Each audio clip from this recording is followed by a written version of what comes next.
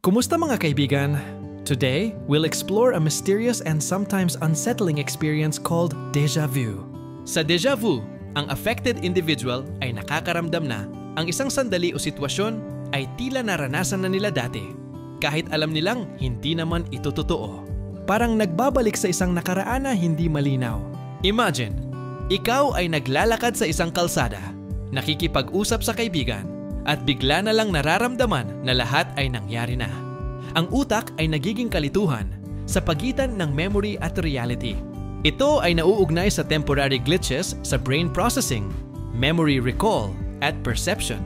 Para sa affected individual, nakakatakot at nakalilito ang pakiramdam kahit na pansamantala lamang.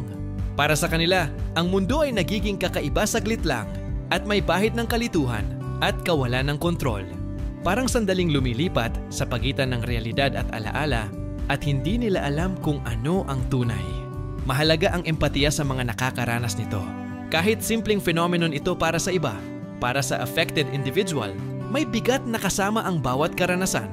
Alagaan natin ang mental health at maging sensitibo sa karanasan ng iba